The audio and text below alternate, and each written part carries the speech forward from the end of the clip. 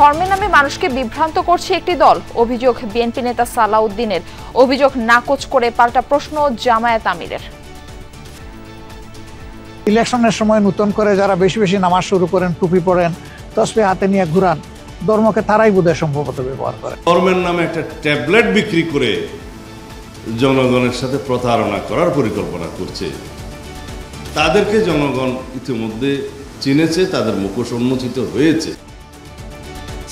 ভিতরে থেকে উনি ভালো সাপোর্ট দিতে পারে, তাহলে উনি দায়িত্ব নেবেন। লোকাল যে সংগঠন আছে, লোকাল অর্গানাইজেশনের সাথে আলোচনা করে ডিসিশনটা হবে।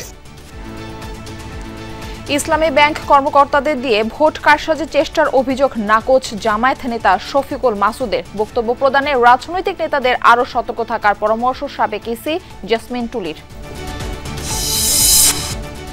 খালেদা জিয়ার জন্য এয়ার অ্যাম্বুলেন্স আসছে কাল। আরও কিছু পরীক্ষা নিরীক্ষা শেষে বিদেশ যাত্রার বিষয়ে সিদ্ধান্ত জানাবে মেডিকেল বোর্ড। জানুয়ারির মধ্যে শেষ হবে আইনশৃঙ্খলা বাহিনীর নির্বাচনী প্রশিক্ষণ। ভোটের সময় কেন্দ্রে নিরবচ্ছিন্ন বিদ্যুৎ সরবরাহ চান স্বরাষ্ট্র উপদেষ্টা।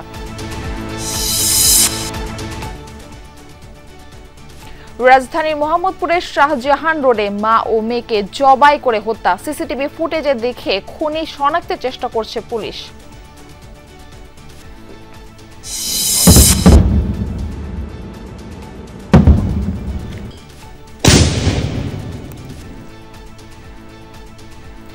থাইল্যান্ড কম্বোডিয়ার মধ্যে আবারও রক্তক্ষয়ী সংঘাত। সীমান্ত এলাকায় ট্যাঙ্ক সহ ভারী অস্ত্র মোতায়েন করেছে দুই পক্ষই।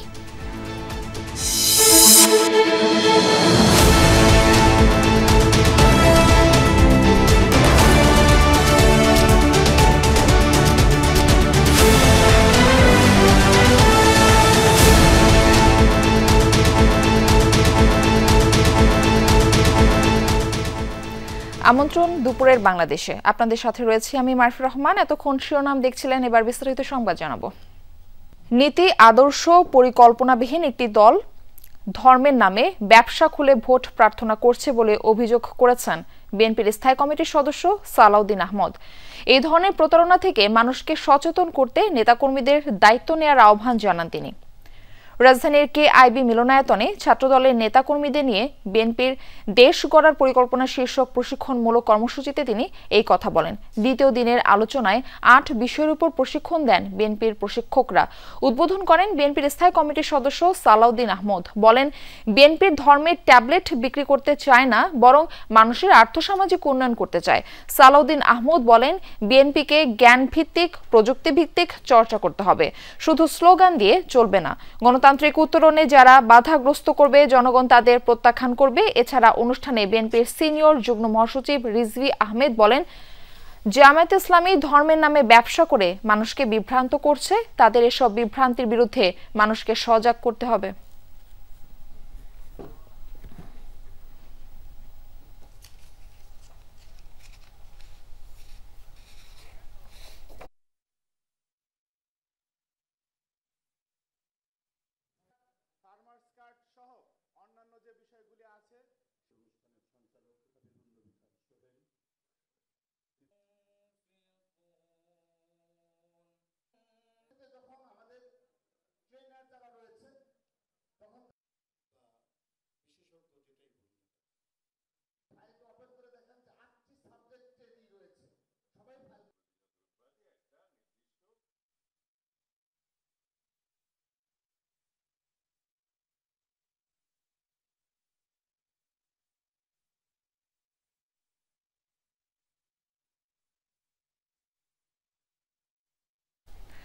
দর্শক, এই সংক্রান্ত প্রতিবেদন আমাদের হাতে এসেছে, আমরা প্রতিবেদনটি দেখে নিব। বিএনপির দেশ গড়ার পরিকল্পনার কর্মসূচির দ্বিতীয় দিনে প্রশিক্ষণে অংশ নেন ছাত্রদলের নেতাকর্মীরা। Family card, health card, farmers কার্ডের মতো ৮টি জনবান্ধব পরিকল্পনার বিশদ ব্যাখ্যা জেলা মহানগরের ছাত্রদলের শীর্ষ নেতাদের জানান দায়িত্বশীল নেতারা। উদ্দেশ্য, নেতাকর্মীদের মাধ্যমে ঘরে ঘরে কর্মপরিকল্পনা ও বার্তা পৌঁছে দেওয়া। কারণ ওভারনাইট কোনো দেশে বৈপ্লবিক পরিবর্তন হয় না, আশা করাও যায় না। কিন্তু আমরা এখন যেটা যাচ্ছি সেটা বৈপ্লবিক পরিবর্তনের আশা।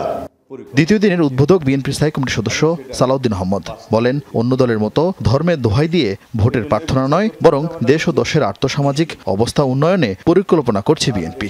যারা বিনা কষ্টে জান্নাতে যেতে চাচ্ছেন, সেটার বাস স্টেশন কোথায় একটু আগে জেনে নেবেন। জনগণ এগুলো বোঝে। আমরা যা করছি তা হচ্ছে planning. Planning is half of the job. If you don't plan, you are planning to fail. আমাদের ধর্ম ব্যবসায়ী বন্ধুদের উদ্দেশ্যে বলা হয়ে গেল মনে হয়। তারা কেবলই বলছে যে এখানে একটু মার্কাতে ভোট দিলে তরতরাইয়া জান্নাত। তার আগে ইহকালে কিভাবে চলবে এর কোনো বক্তব্য নাই। শুধুমাত্র ধর্মের নামে একটা ট্যাবলেট বিক্রি করে জনগণের সাথে প্রতারণা করার পরিকল্পনা করছে। তাদেরকে জনগণ ইতিমধ্যে চিনেছে, তাদের মুখোশ উন্মোচিত হয়েছে। আগামীর পরিকল্পনা তুলে ধরে নেতাকর্মীদের স্লোগানের পরিবর্তে জ্ঞানভিত্তিক রাজনীতির চর্চার পরামর্শ দেন তিনি। এই ফ্যামিলি কার্ডটা হচ্ছে আপনার ক্ষমতা, এটাই আপনার ক্ষমতায়ন, এটার মালিক আপনি। বিনামূল্যে চাল, ডাল, নিত্য প্রয়োজনীয় দ্রব্যাদি একটা নির্দিষ্ট অঙ্কের আপনি প্রতি মাসে পাবেন। আপনার ফ্যামিলি নিয়ে, সংসার নিয়ে টানাপোড়েন আর করতে হবে না। আপনার এই নিরাপত্তা দিবে এই স্বাস্থ্য কার্ড। এটা থাকলে ডাক্তার সাহেবরা কোনো হাসপাতালে আপনাকে বিনা চিকিৎসায় ফেরত দিতে পারবে না। গণতান্ত্রিক উত্তরণে যারাই বাধার সৃষ্টি করবে বিভিন্নভাবে আইনিয়ে বিনিয়ে, তাদেরকে জনগণ প্রত্যাখ্যান করবে বলে আশা করি। অনুষ্ঠানে বিএনপি সিনিয়র যুগ্ম মহাসচিব রিজভী আহমেদ জামাতে বিভ্রান্তির বিরুদ্ধে জনগণকে সতর্ক করতে নেতাকর্মীদের নির্দেশ দেন। তারা ইউরোপের মধ্যযুগকে, অন্ধকার যুগকে ফিরিয়ে নিয়ে আসতে চাচ্ছে। জামাতে ইসলাম আজকে ধর্মের নামে যে ব্যবসাটা করছে, মানুষকে বিভ্রান্ত করছে, তার একটা উপযুক্ত জবাব আপনারা ওই জান্নাতের টিকিটটাকেই আপনারা ঠিক মতো তার প্রতি উত্তর দিতে পারবেন। রাজধানীতে পোষা প্রাণীদের চিকিৎসাদান কর্মসূচি পরিদর্শনে গিয়ে মির্জা আব্বাস বলেন, বিএনপি ক্ষমতায় এলে প্রাণী সুরক্ষায় সর্বোচ্চ গুরুত্ব দিবে। আরিফিন শাকিল, যমুনা নিউজ, ঢাকা। ব্যক্তি বা দলের জন্য নয়, জনগণের জন্য রাজনীতি করে জামায়াত, ধর্ম নিয়ে কাজ করে জামায়াত, ব্যবহার করে না, এমন মন্তব্য করেছেন দলটির আমির ডাক্তার শফিকুর রহমান। দুপুরে ইউরোপীয় ইউনিয়নের সাথে বৈঠক শেষে সাংবাদিকদের এসব কথা বলেন তিনি। জানান, জনগণের ভোটে নির্বাচিত হলে ইনক্লুসিভ বাংলাদেশ গড়বে তার দল। নির্বাচন নিয়ে তিনি বলেন, ফেব্রুয়ারিতে নির্বাচন পেছানোর সুযোগ নেই, ঘোষিত সময়ে নির্বাচন না হলে সংকটে পড়বে দেশ। আমরা ধর্মকে কখনো ব্যবহার করি নাই, করব না। ধর্ম আমাদের আমাদের চিন্তার অঙ্গ, আমাদের কলিজার অংশ। আমরা ধর্ম নিয়েই কাজ করি, আমরা ধর্মকে ব্যবহার করি না। ধর্ম ব্যবহার করলে কে করে সেটা আপনারা ভালো বুঝেন। ইলেকশনের সময় নতুন করে যারা বেশি বেশি নামাজ শুরু করেন, টুপি পরেন, তসবিহ হাতে নিয়ে ঘুরান, ধর্মকে তারাই বোধহয় সম্ভবত ব্যবহার করে।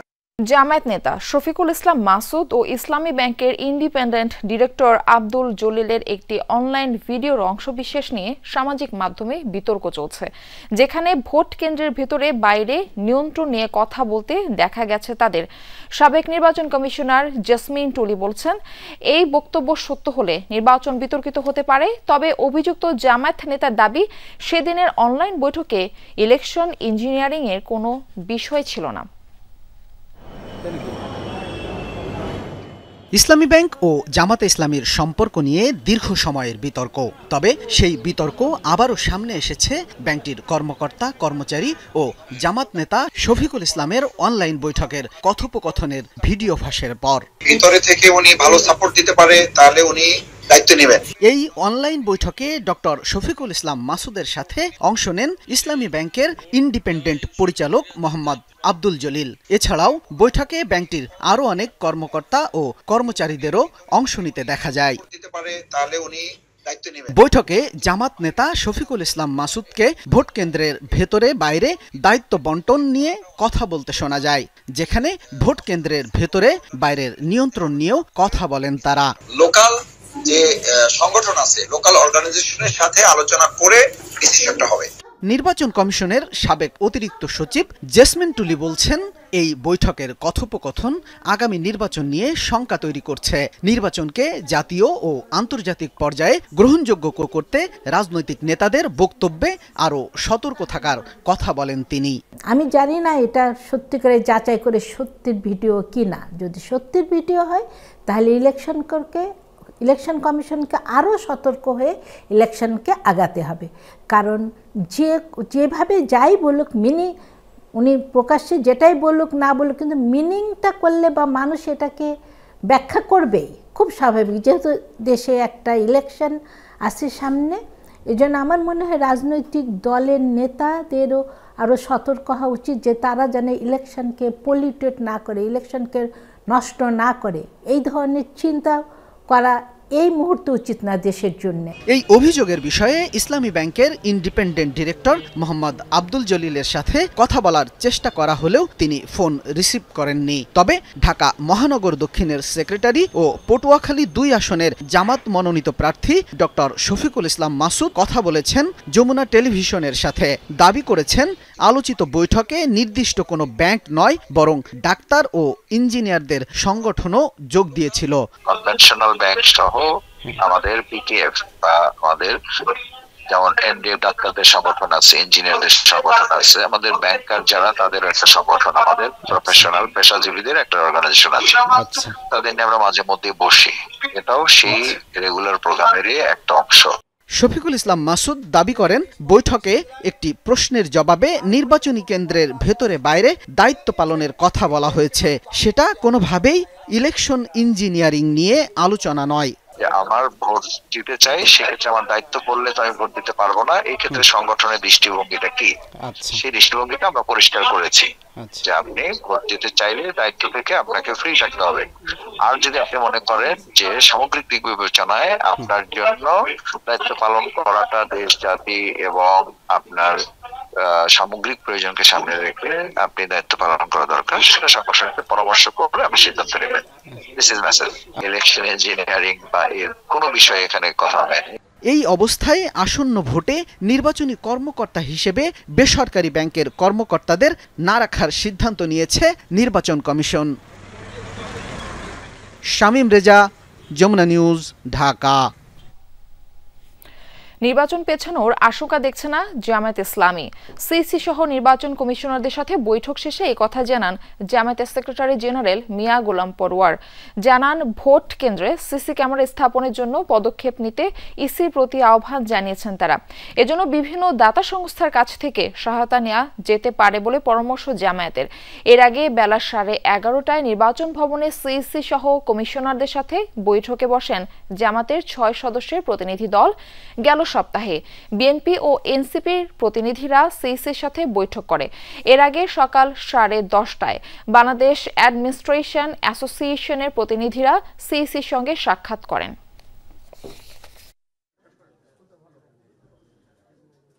অনাস্থা নিয়ে আমরা আসিনি, কিন্তু জাতি মনে করছিল তাদের কমিটমেন্ট অনুযায়ী নির্বাচনের তফসিলটা ঘোষণা হয়তো হয়ে যাবে, সে সময়টা যেন পার হয়ে যাচ্ছে। দ্যাট ইজ হোয়াই আমরা এইটাকে পরিষ্কার করার জন্য, সংশয় নিরসনের জন্য অনেকগুলো ইস্যুর মধ্যে এটাকে আমরা আজকে এমফাসিস দিয়েছি। আশঙ্কা আমরা এখন ফিল করছি না। ওনারা যে কথা দিলেন আমাদের, ওনাদের সিদ্ধান্তের যে কথা জানালেন, তাতে আমরা ওনাদের উপরে আস্থা রাখতে চাই। এ বিষয়ে আরো তথ্য জানাতে এই পর্যায়ে আমরা যুক্ত হচ্ছি আমাদের সহকর্মী তানভীর মৌসুমের সাথে। তানভীর, বৈঠকে কি কি বিষয় নিয়ে আলোচনা হলো, ব্রিফিং এ কি জানালেন জামায়াত নেতারা?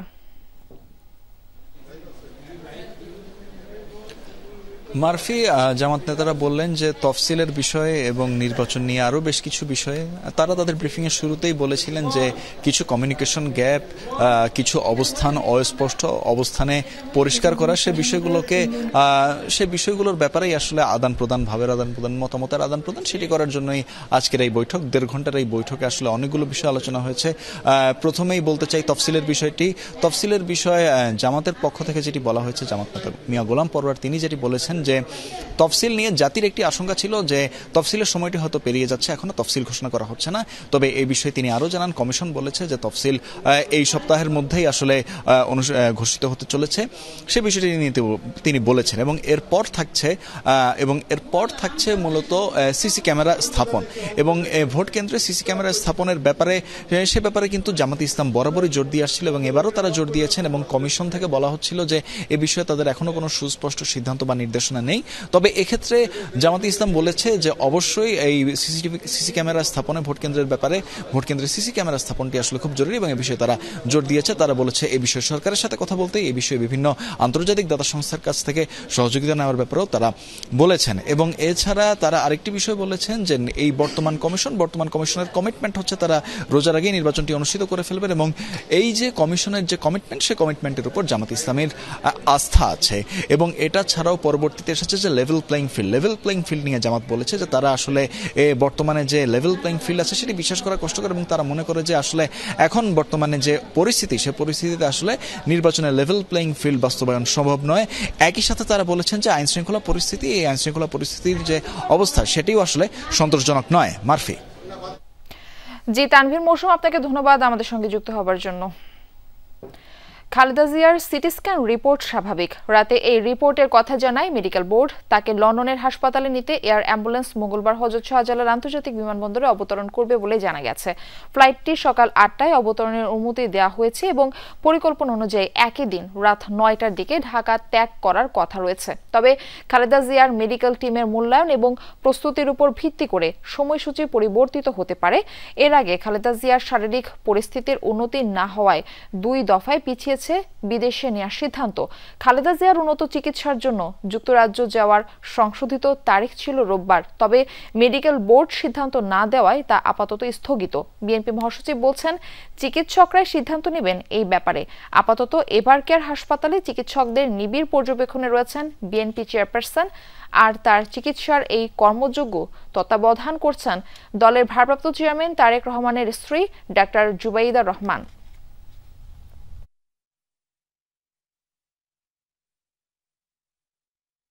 তার চিকিৎসার জন্য সব রকম ব্যবস্থা নেওয়া হচ্ছে।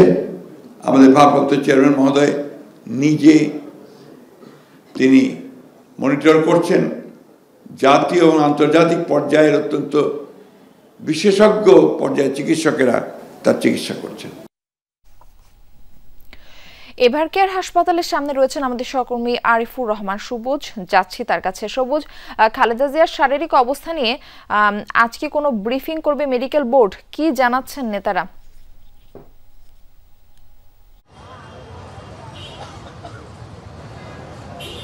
মারফি, এখন পর্যন্ত সিদ্ধান্ত হয়নি যেটি তার শারীরিক যে অবস্থা সেটি নিয়ে নিয়মিত যে ব্রিফটি করা হয় সেটি আজকে হবে কিনা। যেহেতু কালকে এই ব্রিফটি করা হয়নি, তার আপডেট জানানো হয়নি শারীরিক অবস্থার, সেই হিসাবে আজকে ধরে নেওয়া হচ্ছে বা সবাই মনে করছেন সেই আপডেটটি আজকে হয়তো জানানো হতে পারে।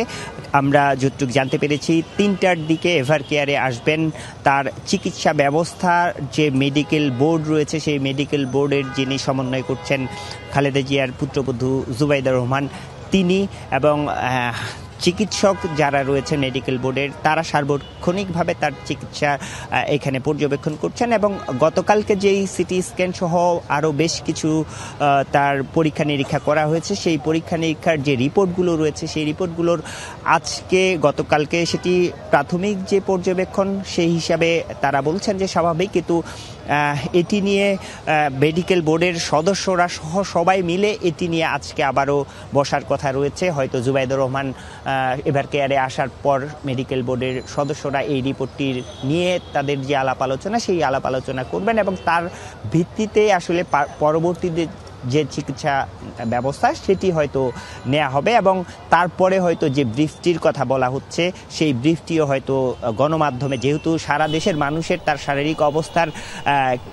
বর্তমান অবস্থাটা কি সেটি জানার জন্য আগ্রহ রয়েছে, সেই কারণে হয়তো আজকে সেই আপডেটটি জানানো হতে পারে। তবে সার্বিকভাবে আমরা বিভিন্ন সূত্র ধরে যেই খবরটি পাচ্ছি গতকালকে থেকে তার শারীরিক অবস্থা কিছুটা হলেও বা ধীরে ধীরে উন্নতির দিকে এগোচ্ছে, এটি বলাই যায় যে স্বস্তির খবর। সবুজ, পরবর্তীতে আরো আপডেট আপনার কাছ থেকে জানার চেষ্টা করব। আপাতত আপনাকে ধন্যবাদ জানাচ্ছি। নির্বাচনের জন্য সার্বিক প্রস্তুতি চলছে। সব বাহিনী তাদের প্রশিক্ষণ চালিয়ে যাচ্ছে। জানুয়ারির মধ্যে প্রশিক্ষণ শেষ হবে। উৎসবমুখর, সুষ্ঠু ও গ্রহণযোগ্য শান্তিপূর্ণ নির্বাচন আয়োজনে সব ধরনের প্রস্তুতি নেওয়া হচ্ছে। দুপুরে আইনশৃঙ্খলা সংক্রান্ত উপদেষ্টা কমিটির বৈঠক শেষে সচিবালয়ে এক ব্রিফিংয়ে এমনটা জানিয়েছেন স্বরাষ্ট্র উপদেষ্টা জাহাঙ্গীর আলম চৌধুরী। জানান, নির্বাচনের সময় আইনশৃঙ্খলা বাহিনীর বডি ক্যামেরা থাকবে। প্রতিটি কেন্দ্রে বিদ্যুৎ যেন থাকে সেটা নিশ্চিত করা হবে। উপদেষ্টা আরো বলেন, সার্বিক প্রস্তুতি থাকলেও নির্বাচনের আগে খুন, অপরাধ বন্ধ হওয়া সম্পূর্ণ সম্ভব নয়। এ সময় রংপুরে মুক্তিযোদ্ধা ও তার স্ত্রীর হত্যাকাণ্ডের ঘটনায় জড়িতদের খুঁজে বের করতে কঠোর নির্দেশ দেওয়া হয়েছে বলে জানান স্বরাষ্ট্র উপদেষ্টা। জাতীয় পার্টির সঙ্গে প্রসঙ্গে তিনি মন্তব্য করেন, সব রাজনৈতিক দল মাঠে, তবে যারা বের না হয়ে ঘরে বসে রাজনীতি করতে চায় তাদের পার্টি অফিস নিয়ে সমস্যা আছে।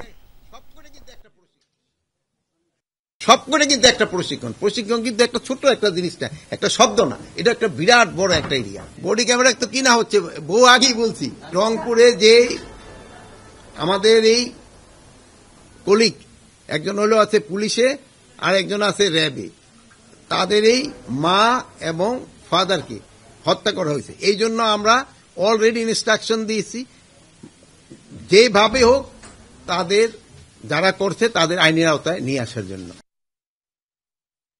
রাজধানীর মোহাম্মদপুরের শাহজাহান রোডে নিজ বাসায় মা ও মেয়েকে জবাই করে হত্যার ঘটনা ঘটেছে। সোমবার 10টার দিকে রাজধানীর শাহজাহান রোডের 32/2 নম্বর 8ম তলায় এই ঘটনা ঘটে। পুলিশ জানায়, সকাল 10:30টার দিকে খবর পেয়ে ঘটনাস্থলে এসে বাসিন্দা লায়লা আফরোজের রক্তাক্ত অবস্থায় মৃত পাওয়া যায়। তার আগেই মেয়ে নাফিজাকে মুমূর্ষু অবস্থায় হসপিটালে নিয়ে যান স্বজনরা। পরে কর্তব্যরত চিকিৎসক তাকে মৃত ঘোষণা করেন। এই ঘটনার পর ঘটনাস্থলে ছুটে আসেন আত্মীয় স্বজন ও প্রতিবেশীরা। তাদের অভিযোগ, এই ঘটনায় জড়িত থাকতে পারে গৃহকর্মী। পুলিশ বলছেন, সিসিটিভি ফুটেজ পর্যালোচনা করে অভিযোগটি খতিয়ে দেখা হচ্ছে।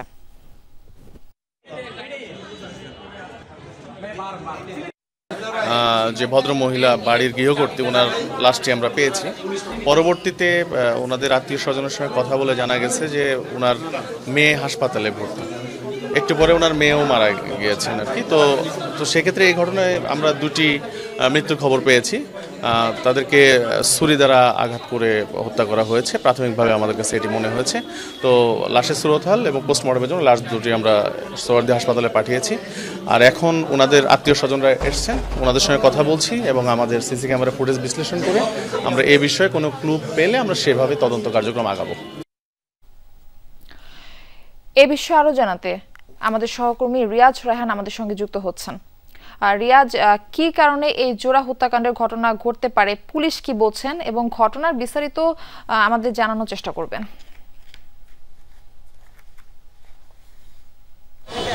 ঘটনাটি ঘটেছে খুব বেশি করে সময় হয়নি, মাত্র কয়েক ঘন্টা সময়। সুতরাং এই অল্প সময়ের মধ্যে কী কারণে ঠিক এই হত্যাকাণ্ডের ঘটনাটি ঘটেছে সেটি পুলিশের পক্ষে জানা খুব অসম্ভব বলে মনে করছে কর্মকর্তা, তাও তারা চেষ্টা করছেন।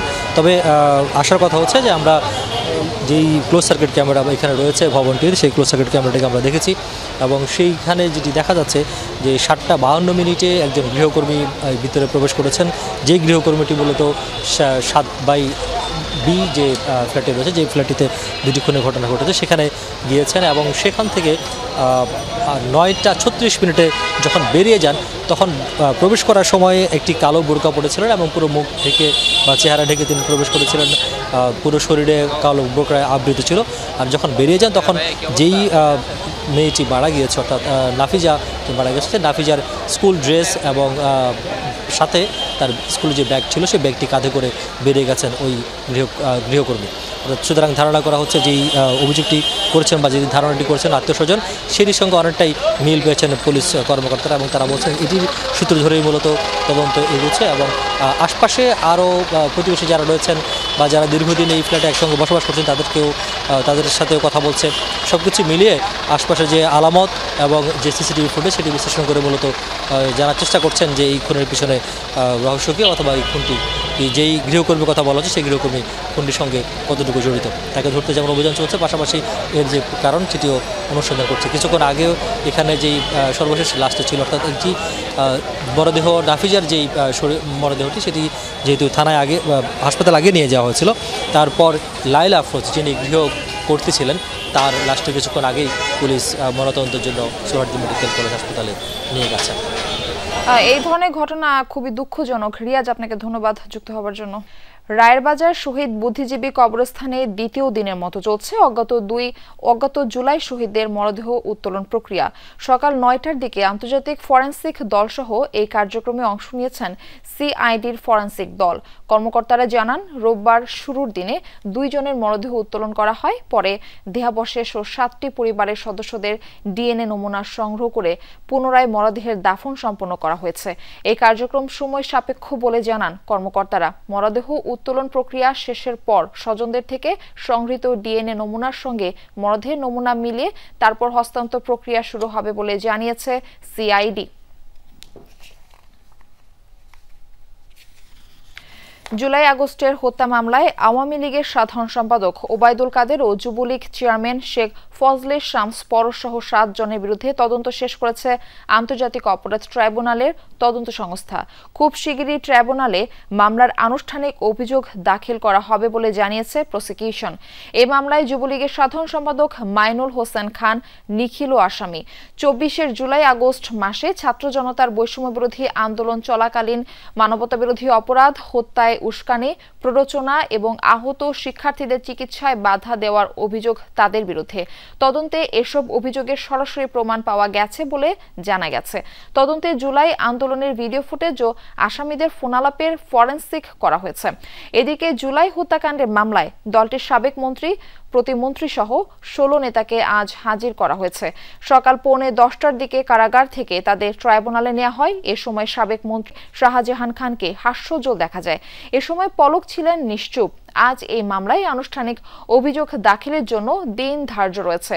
এদিকে ট্রাইব্যুনাল ২-এ মানবতাবিরোধী অপরাধের মামলায় হাসানুল হক ইনুর বিরুদ্ধে সাক্ষ্য গ্রহণ পিছিয়ে ১৫ ডিসেম্বর ধার্য করেছে ট্রাইব্যুনাল।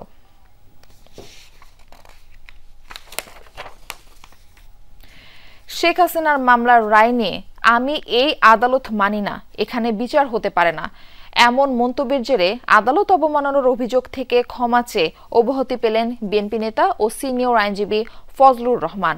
আদালতের নির্দেশে রোববার ট্রাইব্যুনালে হাজির হন বিএনপি নেতা ফজলুর রহমান। সঙ্গে ছিলেন দলটির সিনিয়র আইনজীবী সহ প্রায় ৩০ জন আইনজীবী। শুনানির শুরুতেই আমি এই ট্রাইব্যুনাল মানি না ফজলুর রহমানের এই বক্তব্যের জন্য ক্ষমা প্রার্থনা করেন তার আইনজীবী।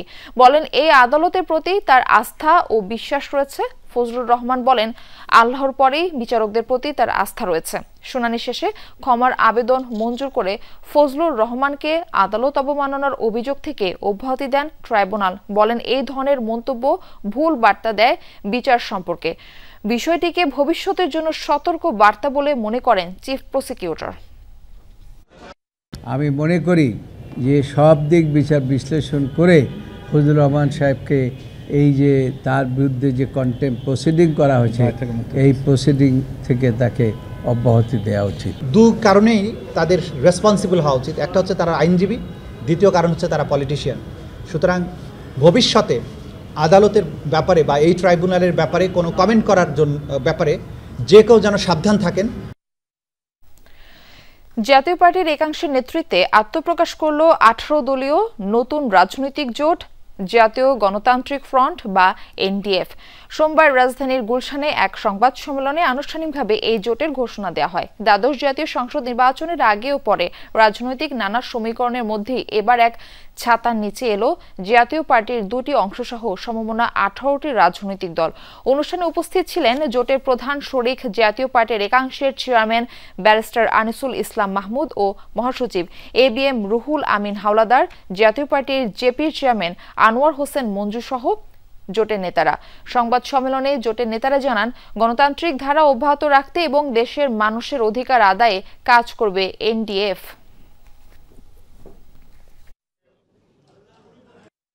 এর নাম হবে জাতীয় গণতান্ত্রিক ফ্রন্ট, এনডিএফ। আমাদের দাবি ফেব্রুয়ারিতে অনুষ্ঠেয় বৈষম্যহীন, নিরপেক্ষ, অন্তর্ভুক্তমূলক, স্বচ্ছ, গ্রহণযোগ্য এবং অংশগ্রহণমূলক নির্বাচনের জন্য লেভেল প্লেইং ফিল্ড নিশ্চিত করা। রংপুরের তারাগঞ্জে মুক্তিযোদ্ধা যোগেশ চন্দ্র ও তার স্ত্রী সুবর্ণা রানীকে হত্যার ঘটনায় এখনো মামলা হয়নি, কাউকে আটকও করতে পারেনি পুলিশ। তারাগঞ্জ উপজেলা নির্বাহী অফিসার জানান, রংপুর মেডিকেল কলেজ হাসপাতালের মর্গে এখনো ময়নাতদন্তের প্রক্রিয়া চলছে। ময়নাতদন্ত শেষ হলে পরিবারের কাছে হস্তান্তর করা হবে মরদেহ। পরে রাষ্ট্রীয় মর্যাদায় গার্ড অফ অনার দিয়ে স্থানীয় শ্মশানে তাদের সৎকার অনুষ্ঠিত হওয়ার কথা রয়েছে।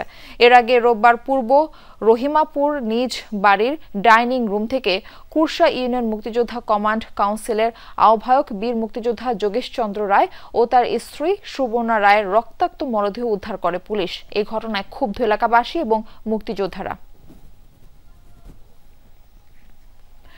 নরসিংদীর রায়পুরায় চরাঞ্চলে আধিপত্য বিস্তার নিয়ে দুপক্ষের সংঘর্ষে গুলিবিদ্ধ হয়ে একজন নিহত হয়েছেন, আহত অন্তত 10 জন।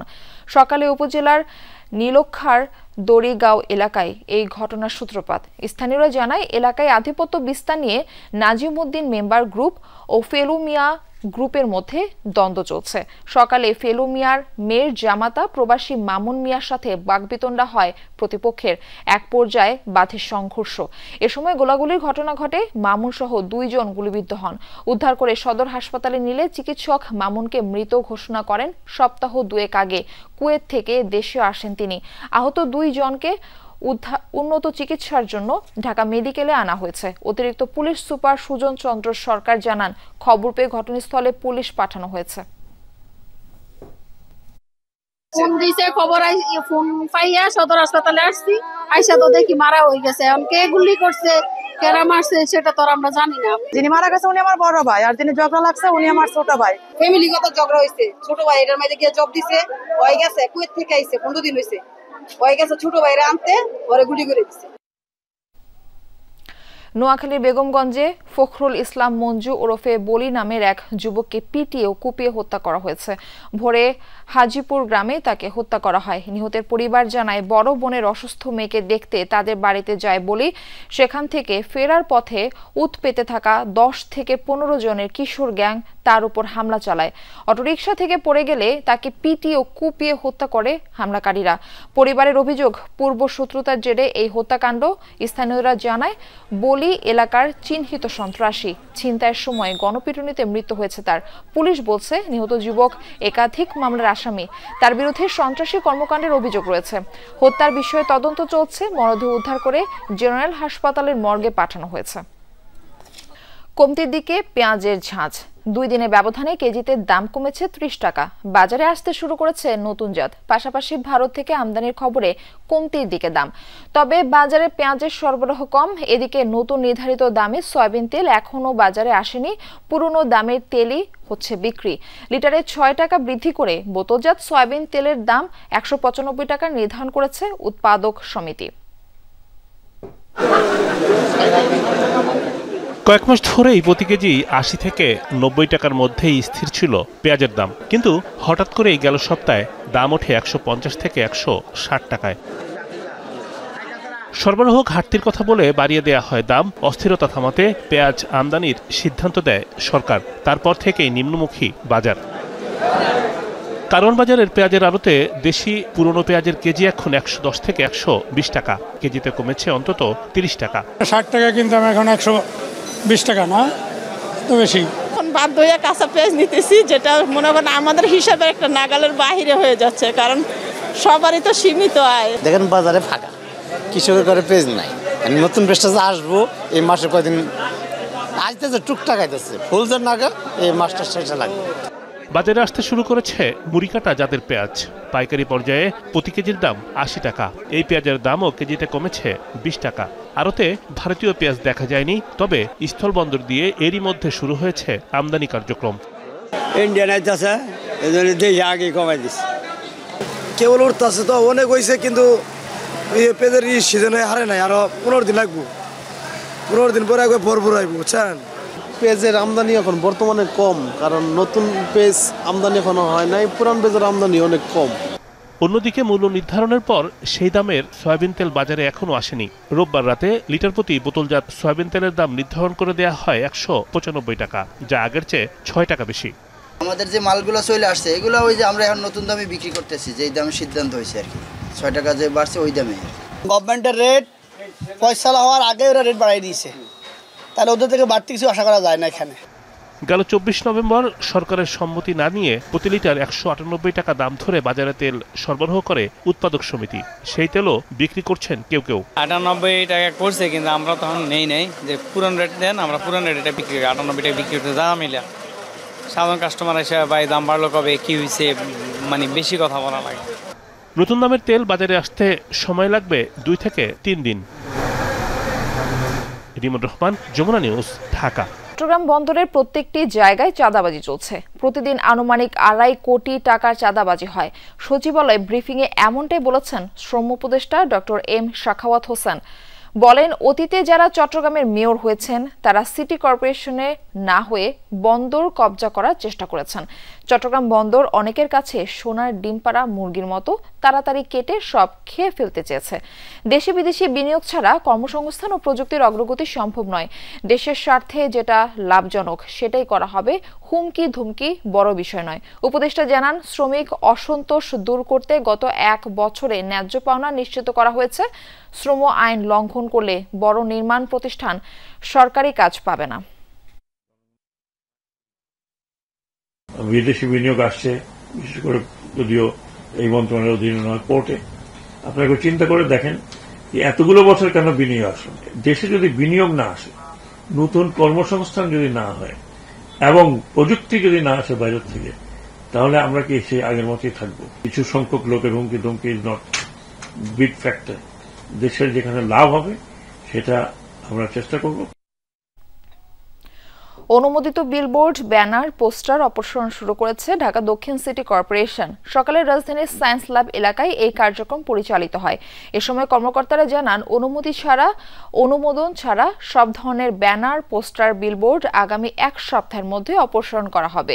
সিটি কর্পোরেশনের আইনে বিনা অনুমতি ও অনুমোদিত স্থানে বিলবোর্ড, ব্যানার, ফেস্টুন স্থাপন বা টানানোর শাস্তি 15 দিন পর্যন্ত বিনাশ্রম কারাদণ্ডের বিধান আছে। এছাড়া নির্বাচন কমিশনের নির্দেশনাও বিবেচনায় আছে বলে জানান কর্মকর্তারা। আগামীকালকে সকাল এবং আজকে রাত থেকে এই কার্যক্রমটা কন্টিনিউয়াস চলবে। গ্যারান্টি দিতে পারি, একটা পরিচ্ছন্ন শহর হিসেবে আমরা 7 থেকে 10 দিন পর আপনি উপহার দিতে পারবো। এখানে দেখছি না কার ব্যানার বাকি, আমরা দেখছি যে এটা অনুমোদন নেওয়া হয়েছে কিনা এবং আমাদের অনুমোদিত জায়গায় লাগানো হয়েছে কিনা। এই দুইটা ক্রাইটেরিয়া ছাড়া আমরা অন্য কোনো কিছু ফলো করছি না। সবসময় ব্যবস্থা নিলেই কিন্তু তার সুফল পাওয়া যায় না। আমরা চাচ্ছি জনগণকে সম্পৃক্ত করা। ভ্যাট কাঠামোতে ব্যাপক সংস্কারের পক্ষে এনবিআর চেয়ারম্যান ইঙ্গিত দেন নতুন ভ্যাট আইন তৈরির। স্টেট অব দ্য ইকোনমি বিষয়ক সেমিনারে স্বীকার করেন, কর আদায়ের লক্ষ্য অর্জনের ধারের কাছে নেই এনবিআর। গভর্নর বলেন, এক্সচেঞ্জ রেট, ঋণ খেলাপি, মূল্যস্ফীতি সহ অর্থনীতির নানা দিক নিয়ে সরকারকে লড়াই করতে হয়েছে। জানান, একীভূত হওয়া সম্মিলিত ইসলামী ব্যাংকের গ্রাহকদের আগামী সপ্তাহ থেকে অর্থ ফেরত দেওয়া হবে। গভর্নর বলেন, বাংলাদেশে এমন ব্যাংকও আছে যাদের 99% মূলধন খেলাপি হয়ে পড়েছে। হুঁশিয়ারি দেন, ঋণ খেলাপির জন্য সংশ্লিষ্ট ব্যাংকারকে দায়ী করা হবে। পরিকল্পনা কমিশনের জিইডি সদস্য ডক্টর মঞ্জুর হোসেন জানান, গেল 5 বছরে সরকারের বাজেট ঘাটতির পরিমাণ দাঁড়িয়েছে 1 লাখ কোটি টাকা। এডিপি বাস্তবায়ন পরিস্থিতিও ভালো না। পরিকল্পনা কমিশন বলছে, চলতি অর্থ বছরে জিডিপির প্রবৃদ্ধি হতে পারে 3.3% থেকে 4.1%, তবে এর পরের অর্থ বছরে তা 5 ভাগ ছাড়িয়ে যাবে। আবারও রক্তক্ষয়ী সংঘাত হয়েছে থাইল্যান্ড কম্বোডিয়ার মধ্যে। দুই পক্ষই ট্যাঙ্ক, অস্ত্র সরঞ্জাম জড়ো করেছে সীমান্তে। ব্যাংককের অভিযোগ, কম্বোডিয়ার ছোড়া গুলিতে নিহত হয়েছে 1 থাই সেনা, আহত হয় বেশ কয়েকজন। জবাবে কম্বোডিয়া সীমান্তে বিমান হামলা শুরু করেছে থাইল্যান্ড। তবে কম্বোডিয়ার প্রতিরক্ষা মন্ত্রণালয়ের দাবি, আইন লঙ্ঘন করে থাই সেনারাই আগে হামলা চালিয়েছে। এদিকে আতঙ্কে এলাকা ছাড়ছেন সীমান্তের বাসিন্দারা। একের পর এক বিস্ফোরণে প্রকম্পিত থাই কম্বোডিয়া সীমান্ত এলাকা। সোমবার ভোর থেকেই লড়াই চলছে থাইল্যান্ড এবং কম্বোডিয়ার সামরিক বাহিনীর মধ্যে। প্রাণের ভয়ে বাংকারে কিংবা মাটির নিচে আশ্রয় নিচ্ছেন স্থানীয়রা। আতঙ্কে এলাকা ছাড়ছেন অনেকেই। আধিপত্য বিস্তারকে কেন্দ্র করে সোমবার ভোর থেকেই লড়াই চলছে দুই পক্ষের সামরিক বাহিনীর মধ্যে। ব্যাংককের দাবি, ভোরে উবন রাচাথানি প্রদেশে কম্বোডিয়ান বাহিনী গুলি চালায়, এতে বেশ কয়েকজন থাই সেনা হতাহত হয়। এ ঘটনার পরপরই পাল্টা জবাব দেয় থাই বাহিনী। মোতায়েন করা হয় যুদ্ধবিমান, হামলা হয় সেখান থেকেও।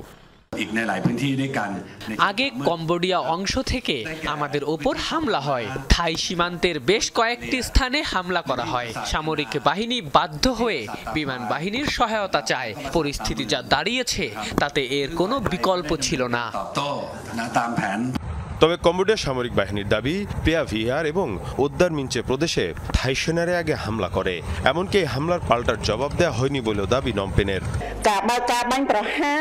সকালে সীমান্ত পার হয়ে আমাদের বিভিন্ন লোকালয়ে দফায় দফায় হামলা করে থাই সেনারা, কিন্তু আমাদের সেনারা পাল্টা জবাব দেয়নি, কারণ আমরা যুদ্ধবিরতি চুক্তিকে সম্মান করেছি। গেল জুলাইয়ে ভয়াবহ সংঘাত হয় প্রতিবেশী দুই দেশের মধ্যে। 5 দিনে প্রাণহানির শিকার হয় 48 জন।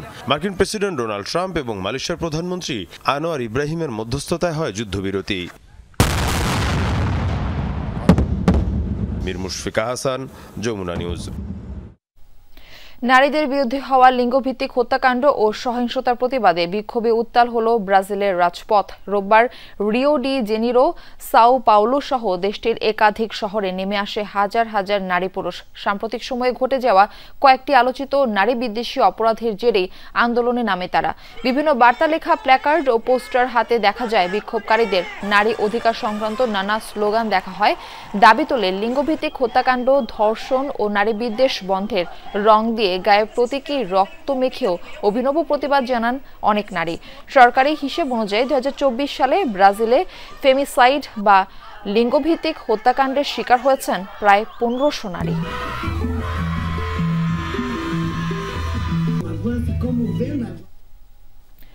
যুক্তরাষ্ট্রের মধ্যস্থতায় যুদ্ধবিরতি আলোচনার মধ্যে ইউক্রেনের আরও 2টি এলাকা দখলের দাবি করেছে রাশিয়া। খার্কভ ও দোনেৎস্কের কৌশলগত গুরুত্বপূর্ণ 2টি বসতির নিয়ন্ত্রণে নিয়েছে তারা। রুশ প্রতিরক্ষা মন্ত্রণালয় জানিয়েছে, গাইডেড বোমা, ড্রোন ও কিনঝাল মিসাইল ছুড়েছে সেনারা।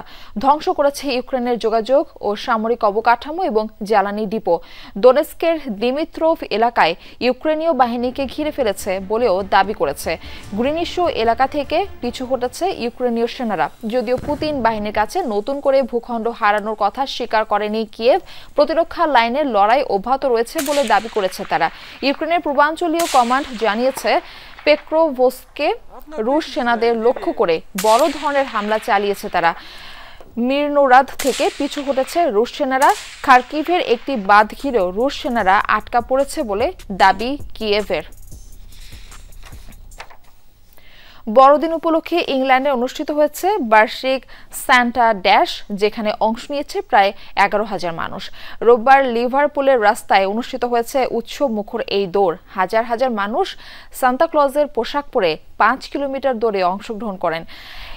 এটি ছিল যুক্তরাজ্যের সবচেয়ে বড় মজার দৌড় হিসেবে 2004 সাল থেকে অনুষ্ঠিত এই আয়োজনের মাধ্যমে লিভারপুলে ক্রিসমাস উদযাপনের আনুষ্ঠানিক সূচনা হয়। প্রতি বছর বহু মানুষ এই অনুষ্ঠানের দৃশ্য দেখতে ভিড় জমান। এছাড়া অংশগ্রহণকারীদের উৎসাহিত করা হয় 8টি স্থানীয় দাতব্য প্রতিষ্ঠানের জন্য অর্থ সংগ্রহ করতে, যা এই অনুষ্ঠানকে আরও অর্থবহ ও সামাজিক দিক থেকে গুরুত্বপূর্ণ করে তোলে।